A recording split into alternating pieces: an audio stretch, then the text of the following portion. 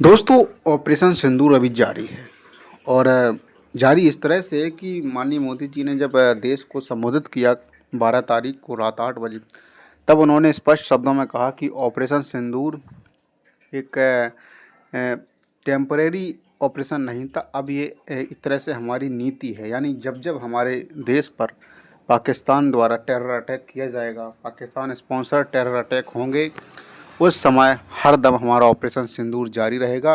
और ऑपरेशन सिंदूर की साफ साफ नीति है कि हम घुसकर मारेंगे आतंकवादियों को। ये हमारी नीति है।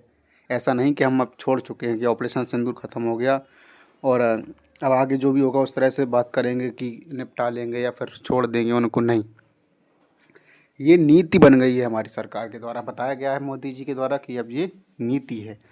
नीति का मतलब है जब जब आगे 50 साल तक अगर सरकारें चलाती नहीं उस ऑपरेशन को, अगर उनका यही स्टैंड रहा, मुझे नहीं लगता कि 50 साल तक पाकिस्तान जैसा है वैसा बचेगा। नहीं बचेगा ना। हाँ, पाकिस्तान आने वाले कुछ सालों में बट जाएगा। भारत कुछ करे या ना करे लेकिन बट ज़रूर जाएगा वो। बलूचिस्तान को आज़ाद होना है, वो होकर रहेगा, समय कितना भी लग जाए। पाकिस्तान सिर्फ और सिर्फ पाकिस्तान का जो पंजाब है उस क्षेत्र में सिमट कर रह जाएगा।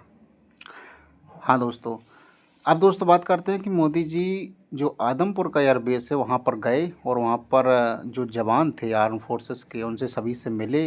एयरफोर्स के जवान थे, उन सभी से मिले और उनका हौसला अफजाई करी और उनके मनोबल को बढ़ाया।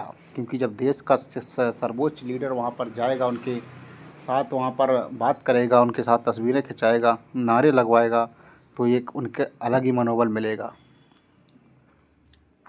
क्योंकि जवान को, देश के लिए जो जवान अपनी जान देने के लिए तैयार, उसको क्या चाहिए? उसको सिर्फ इज्जत चाहिए और उसको सिर्फ हौसला चाहिए बस। उसको लगे कि हमारे देश की पूरी जनता हमारे साथ खड़ी है और हमारे देश के, हमारे जो राष्ट्राध्यक्ष हैं और सभी लोग हैं जो सरकार के, वो सब हमारे पीछे खड़े हैं। बस जवान के लिए यही काफ़ी होता है, मर मिटने के लिए और मारने के लिए। जवानों के बीच वो गए, हौसला अफजाई करी उन्होंने। और आदमपुर बेस दोस्तों वही बेस है जिस पर पाकिस्तान कह रहा था कि पाकिस्तान ने आदमपुर बेस को तबाह कर दिया है।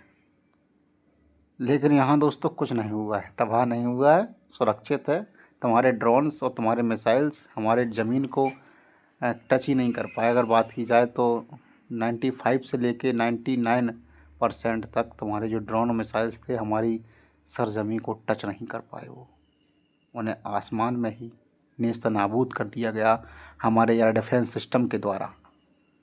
लेकिन जब जब हमने मारा तो हमने 90+% 95+% देखा जाए तो हमारे सारे टारगेट अचीव हुए हैं। तो यही खबर थी कि मोदी जी यहाँ पर द हिंदू से हमने उठाया था इसको, और भी जगह न्यूज़ चल रही है। और दोस्तों समझ सकते हैं आप किस तरह से मोदी जी गए, उन्होंने हौसला अफजाई किया। और मोदी जी जाते रहते, ज़रूरी नहीं कि इस घटना के बाद ही वो गए हों, इस सिचुएशन के बाद गए हों।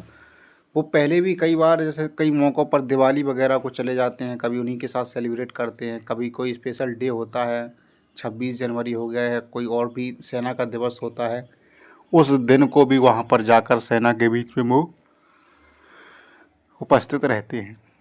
तो ये दोस्तों एक अच्छे नेता की क्वालिटी होती है, इससे हौसला मिलता है हमारी सेनाओं को और उनमें और बड़ा कुछ करने का जज्बा पैदा होता है।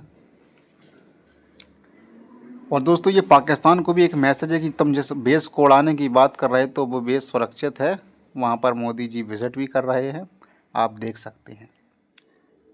सैटेलाइट तस्वीरों में तो देख चुकी होगी दुनिया ही कि हमारे बेसिस को क्या हुआ, कुछ नहीं हुआ। हम उसकी वीडियोग्राफी करके थोड़ी ना दिखाएंगे दुनिया को। हम अपने बेस की वीडियोग्राफी क्यों करेंगे? दिखाने को तो हम एक एक जगह दिखा सकते थे कि पूरा का पूरा बेस सुरक्षित है, लेकिन नहीं, हम वीडियोग्राफी थोड़ी ना करेंगे, उसकी नहीं कर सकते ना। हम अपने बेस के बारे में एक एक चीज़ दुनिया को नहीं बता सकते, कहाँ क्या रखा हमारा, कहाँ कुछ तबाही हुई या नहीं हुई। सैटेलाइट से जिसको देखना है देख लो। जिस तरह से हमने दिखाए सैटेलाइट से पाकिस्तान के एयर बेसिस को, उस तरह से आप भी देख सकते हो और पाकिस्तान वाले भी देख सकते हैं कि हमारे बेस को, अगर पाकिस्तान ने उड़ाया है कोई बेस हमारे भारत का, जिसमें उधमपुर को भी बताया जा रहा था, तो तस्वीरें कहाँ हैं, वो सैटेलाइट इमेजेस कहाँ जिस तरह से हमने दिखाई। विश्व मीडिया को पूछना चाहिए पाकिस्तान से, ये तुम दावा कर रहे हो, अपनी विक्ट्री को सेलिब्रेट कर रहे हो, वहाँ वो शाहिद अफरीदी विक्ट्री परेड निकालता है, विक्ट्री मार्च निकालता है गाड़ी पर बैठ के खुले में, बहुत शौक है इसको नेता बनने का, इसको नेता बनना है शाहिद अफरीदी को, तभी तो ये कश्मीर पर बोलता रहता है और भी बयान देता रहता है भारत के ख़िलाफ़, क्योंकि उनका मुद्दा यही है, जो भारत के ख़िलाफ़ बोलेगा, जो कश्मीर के ख़िलाफ़ बोलेगा, वही उस देश में नेता बन पाएगा। तो उसको बनना है नेता आगे चलकर, लेकिन उसको मालूम नहीं उसके जो देश के नेता होते हैं वो सारे के सारे नेता कुछ साल तक सरकार चलाने के बाद उन्हें कहाँ डाल दिया जाता है, जेल में। और जेल में क्या क्या होता है ये तो आप इमरान खान से ही पूछ सकते हैं। आज तक वहाँ पर सरकार 5 साल पूरी नहीं कर पाई। जो जो नेता होते हैं आर्मी की बात नहीं सुनते उनको जेल में डाल दिया जाता है, आर्मी राज है वहाँ पर। तो आप समझ सकते हैं किस तरह से मोदी जी गए और हौसला अफजाई करे। आपको बता दूं कि इसको प्रॉब्लम क्या है शाहिद अफरीदी को, इसको प्रॉब्लम ये है कि इसका एक भाई आतंकवादी था, ग्लोबल टेररिस्ट था, यूएन का डिजिग्नेटेड, एक तरह से कह लीजिए एक आतंकवादी था इसका चचेरा भाई शायद, उसको निपटा दिया गया था किसी हमले में, मुझे याद नहीं आ रहा, शायद वो पहले भी शायद बालाकोट में या फिर कहीं कहीं ना कहीं तो उसको निपटाया गया था भारत सरकार की द्वारा, भारत की आर्मी के द्वारा, या फिर हाँ उसको निपटाया गया था भारत के द्वारा। उसी की खुन्नस में रहता है ये कि भारत वालों ने हमारे चचेरे भाई को मारा। अभी चचेरा भाई तेरा क्यों था आतंकवादी? तेरा भाई चचेरा भाई जो है आतंकवादी था तो पेल दिया गया, तू भी आतंकवादी बनेगा तुझे भी पेल दिया जाएगा। हैं, समझ रहे हो? ठीक है दोस्तों, यही खबर थी कि मोदी जी आदमपुर बेस पर गए और हौसला अफजाई के जवानों का।